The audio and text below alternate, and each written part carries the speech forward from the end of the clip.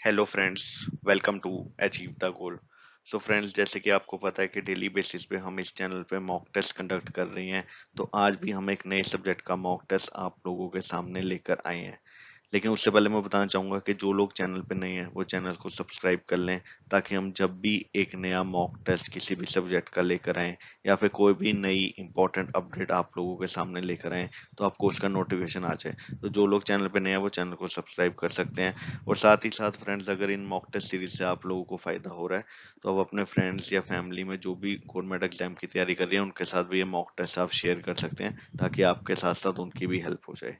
तो चलिए आज देखते हैं ये मॉक टेस्ट कौन से सब्जेक्ट का है।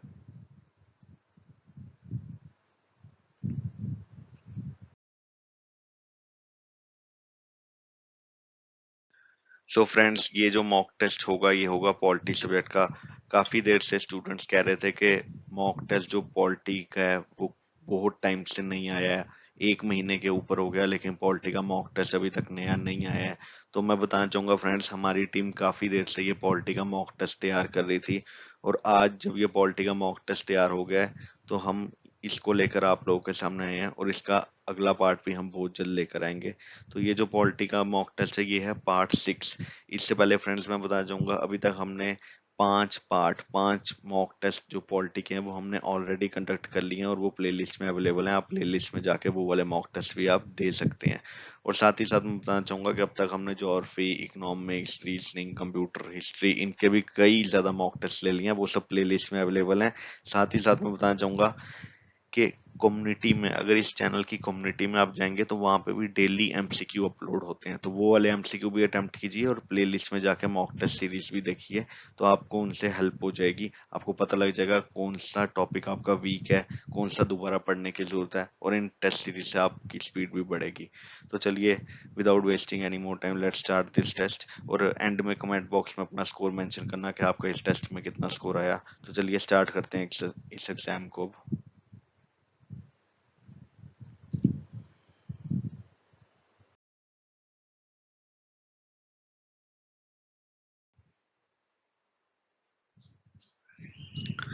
So the first question is, the number of subjects in the Union list of the Indian Constitution is। Time खत्म हो गया फ्रेंड्स, ये टाइम बेस्ड मॉक टेस्ट है। तो बताइए इसका आंसर क्या है। यूनियन लिस्ट जो है हमारी इंडियन कॉन्स्टिट्यूशन का, उसमें कितने सब्जेक्ट्स हैं? The answer is 97। C option is the right answer. Let's move to the next question now.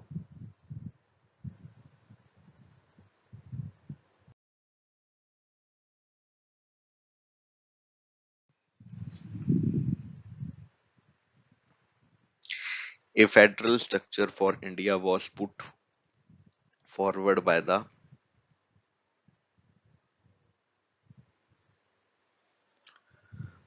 First time put federal structure of India कहां पर हुआ था?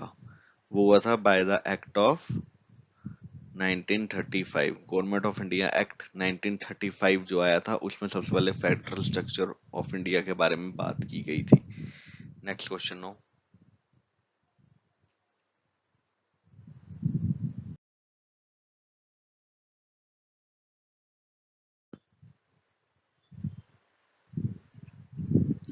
ए financial emergency can be declared by applying.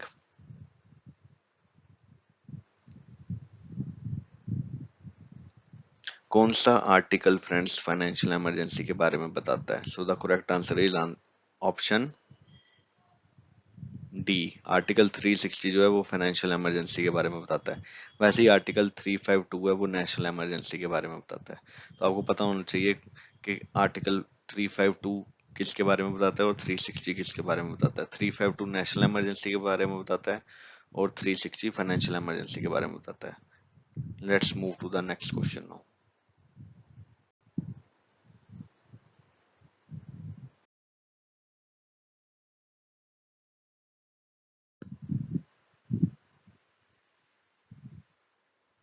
In our constitution, economic planning is included in।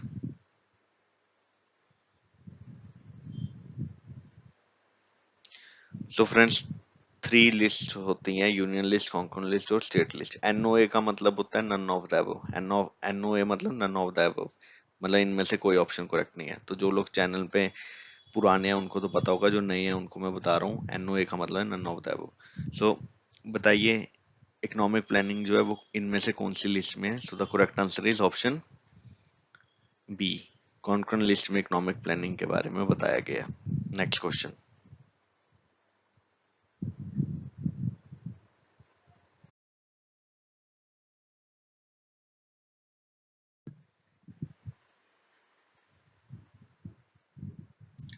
Which part of Indian Constitution deals with directive principles of state policy?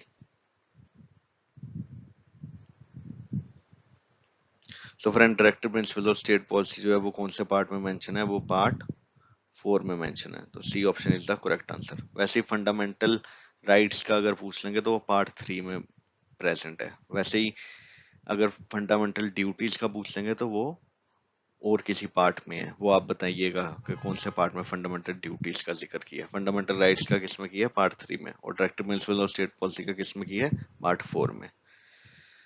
Let's move to next question now.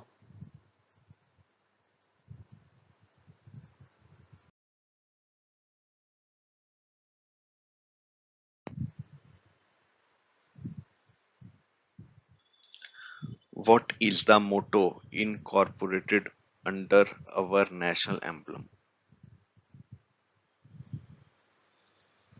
हमारे national emblem में जो मोटो है वो क्या मोटो है हमारे national emblem का? वो है ऑप्शन बी, सत्यमेव जयते। सत्यमेव जयते का मतलब है सच्चाई की हमेशा जीत होती है। तो Satyameva Jayate is our motto under our national emblem. Next question now.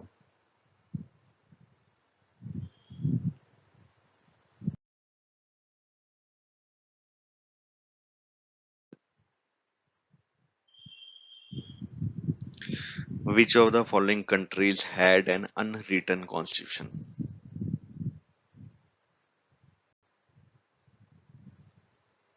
इनमें से कौन सी कंट्री है जिसका कॉन्स्टिट्यूशन लिखा हुआ नहीं है? So the correct answer is UK.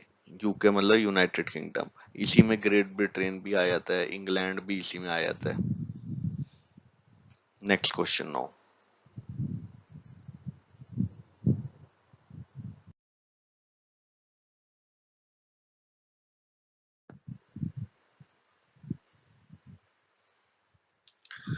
Who had proposed partyless democracy in India? Friends time खत्म हो गया, आंसर बताइए। ये टाइम बेस्ड मॉक टेस्ट है। Partyless democracy in India ये किसने प्रपोज किया था? काफी इंपॉर्टेंट क्वेश्चन है, सेंट्रल गवर्नमेंट के कई एग्जाम्स में आया हुआ है question. So the correct answer is option D, Jayaprakash Narayan ने ये प्रपोज किया था। Next question.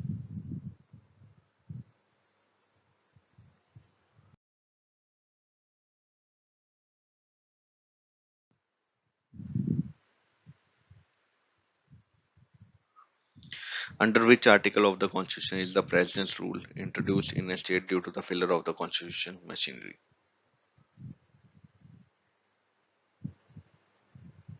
सो अगर कॉन्स्टिट्यूशन मशीनरी का फेलियर हो जाए स्टेट में तो प्रेसिडेंट रूल डिक्लेयर हो जाता है। तो ये कौन से आर्टिकल के तहत होता है? The correct answer is article 356 के तहत होता है। 352 मैंने पहले ही बता दिया था आपको, नेशनल इमरजेंसी। 360 आर्टिकल जो है वो है फाइनेंशियल इमरजेंसी। 352 नेशनल इमरजेंसी के लिए, 360 फाइनेंशियल इमरजेंसी के लिए, और 356 किसके लिए होता है? वो इसके लिए होता है। So let's move to the next question now.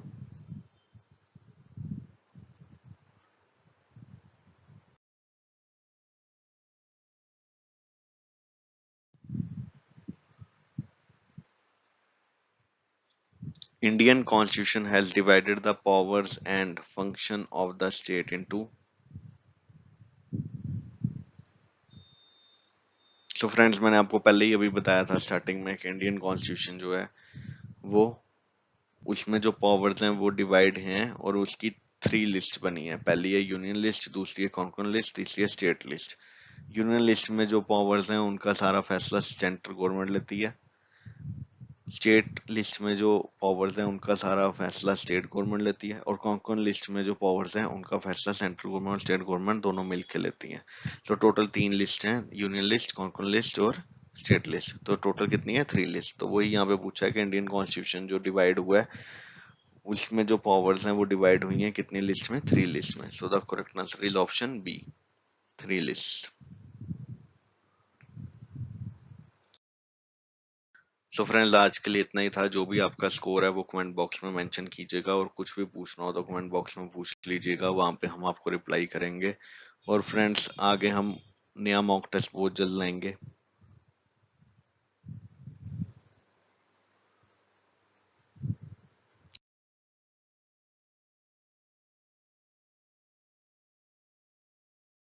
नया मॉक टेस्ट है, अभी हमारी टीम उस पर काम कर रही है, जैसे ही वो कंप्लीट होगा वो वाला मॉक टेस्ट भी हम नया आप लोगों के सामने लेकर आएंगे। सो तब तक के लिए keep preparing and best of luck.